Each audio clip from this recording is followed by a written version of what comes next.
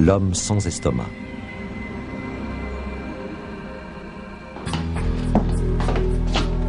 Certains vivent pour manger, mais nous devons tous manger pour vivre. Pendant 3 ans, Jonas Scott ne pouvait avaler une seule bouchée.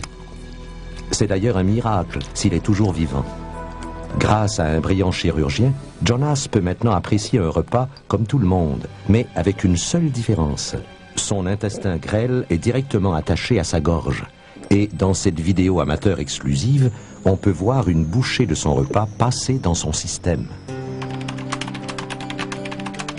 Jonas Lonzel Scott, de Ogden, en Utah, 41 ans, et père de 2 enfants.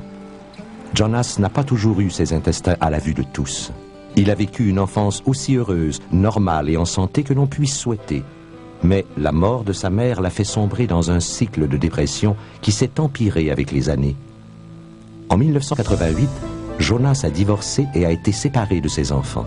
C'est alors qu'il a touché le fond et a décidé de mettre fin à ses jours. Désespéré, ivre et découragé, il a ingurgité un cocktail de produits nettoyants industriels. J'ai simplement mélangé le nettoyant à grill et des antidouleurs et je l'ai bu. Je suis immédiatement tombé par terre.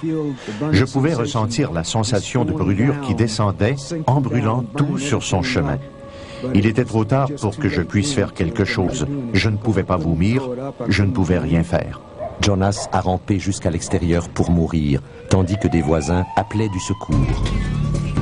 Je me suis brûlé tout l'intérieur. Le jour suivant, j'étais à l'hôpital et on m'a annoncé que je devais subir une opération pour éviter la mort. Jonas a survécu, mais la vie était presque pire que la mort. Son œsophage, son estomac, son côlon et son gros intestin ont été complètement dissous. Son avenir était un cauchemar. Il ne pouvait pas avaler. Sa gorge se terminait dans son cou et s'il essayait d'avaler, rien ne se passait. Il était incapable d'avaler sa propre salive. On le nourrissait avec un tube qui passait par le côté de son intestin dans lequel on injectait de la nourriture liquide. En 1991, Jonas a rencontré le docteur Charles James Eaton. Le docteur Eaton était son dernier espoir. J'étais un peu pessimiste lors de notre première rencontre. À peu près tout ce qu'on lui avait fait avait été un échec. Le docteur Eaton savait qu'il n'y avait qu'une solution, une procédure radicale. On allait attacher son intestin grêle directement à sa gorge.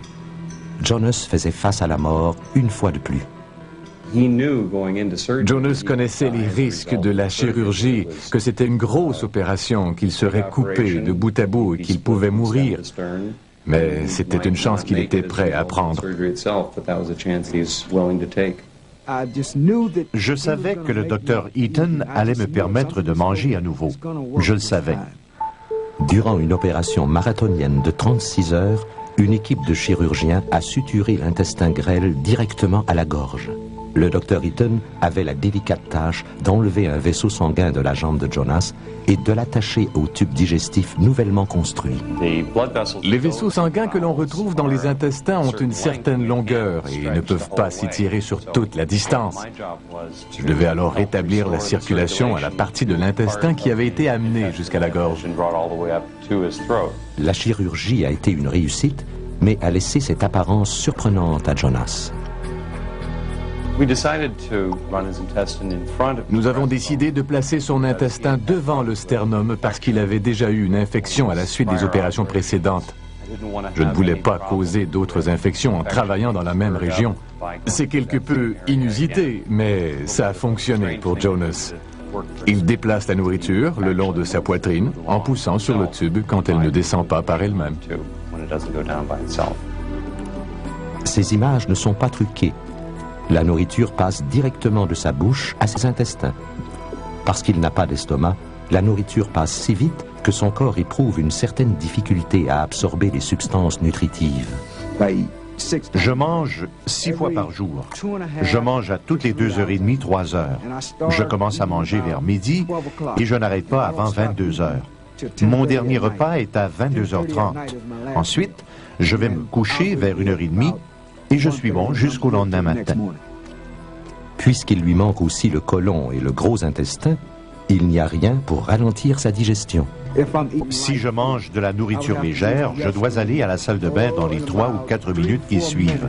Mais si je mange des pommes de terre ou des carottes, c'est dans les 6 ou 7 minutes suivantes. En dépit de cet inconvénient, Jonas déguste chaque morceau de nourriture et chaque moment de sa vie. Il a pu voir ses enfants grandir et rendre l'amour aux membres de sa famille qui l'ont toujours soutenu. Vous ne voudriez pas vivre comme ça, mais je suis heureux parce que je peux de nouveau manger et finalement m'en charger moi-même. Je sais que je dois vivre ainsi et j'en suis content. And I am very pleased.